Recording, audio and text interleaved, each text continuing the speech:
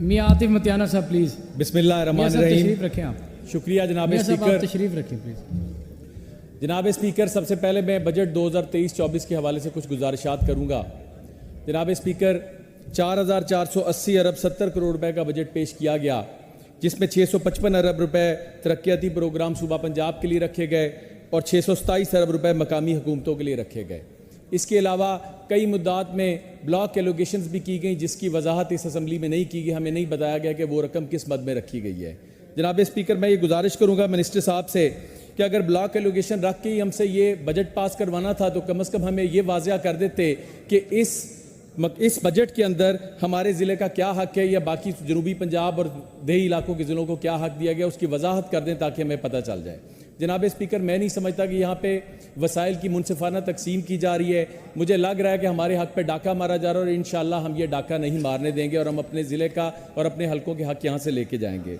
जनाब स्पीकर, 627 अरब रुपए मकामी हुकूमतों के लिए मुख्तस किए गए। ये भी नहीं बताया जा रहा कि ये फ़ंड्स इस्तेमाल कैसे होंगे, क्योंकि मकामी हुकूमतों का कोई वजूद मौजूद नहीं है।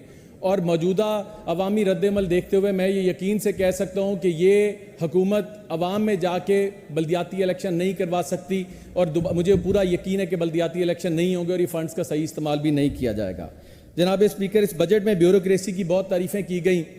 ये वही ब्यूरोक्रेसी है जिन्होंने पिछले 3 महीने में पूरा जोर लगा के इस हुकूमत को बनवाया और बहुत से यहाँ पे मेरे साथी उम्मीदवार बैठे, साथी मेंबर बैठे जिनको जितवाया गया। मुझे नहीं समझ आ रही कि ये ब्यूरोक्रेसी से अब ये हुकूमत किस तरह काम लेगी। जो ब्यूरोक्रेसी पतंग की डोर से नहीं बचवा सकती हमारे गरीब लोगों को, हमारे मोटरसाइकिल पे सफ़र करने वालों को, जो कच्चे के डाकुओं से हमें नहीं बचा सकती, जो हमारी गरीब आवाम को उन डकैतों से, लुटेरों से नहीं बचा सकती, उनसे किस तरह कल को काम लिया जाएगा और किस तरह मामला चलाए जाएंगे। जनाब स्पीकर, सेहत के बारे में बात करूँगा। मेरा इलाका हल्का PP 239 भावल नगर का सबसे पसमानदा तरीन इलाका है। पिछले 15 साल से वहाँ की आवाम अपोजिशन को फेस कर रही है। पिछले 15 साल से वहाँ पे नून लीग की हुकूमत 2-3 दफ़ा वहाँ पे मेंबर्स बन के आए, लेकिन हल्के की सेहत की सूरत हाल और तालीम की सूरत हाल बहुत ख़राब है। पूरे हल्के के अंदर 3 रूरल हेल्थ सेंटर हैं और 4.5 लाख की उसकी आबादी है। इसके अलावा पूरे हल्के के अंदर एक भी डिग्री कॉलेज मौजूद नहीं है, लड़कियों के पढ़ने के लिए हाई स्कूल्स मौजूद नहीं है। बेशुमार मसाइल का अंबार बना हुआ है। पूरे हल्के के अंदर सैकड़ों किलोमीटर रोड्स रिपेयर की इंतज़ार में बैठी हैं और कोई सड़कों के लिए फंड्स नहीं रखे गए, कोई वहाँ पे डेवलपमेंट नहीं कराई जा रही। मैं चाहूँगा कि मेरे हल्के को भी बराबर उसके फंड्स दिए जाएँ, उसका हक दिया जाए ताकि लोगों के मामलात हल हो सकें।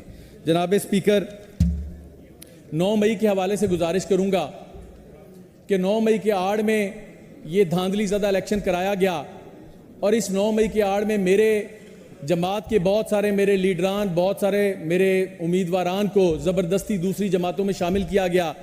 हमारे घरों पे रेड किया गया। हम 8-8, 9-9 महीने अपने हलकों में नहीं जा सके। जनाब स्पीकर, हम इलेक्शन कैंपेन के दौरान जलसे जुलूस नहीं कर सके, अपनी पार्टी का नाम नहीं इस्तेमाल कर सके, अपनी पार्टी का झंडा नहीं इस्तेमाल कर सके, निशान नहीं इस्तेमाल कर सके, यहाँ तक कि हम अपनी पार्टी के लीडर का नाम भी इस्तेमाल नहीं कर सके। इसके बावजूद अवाम ने हम पे एतमाद किया, हमें इलेक्शन में भरपूर वोट दिया, हमें कामयाब किया।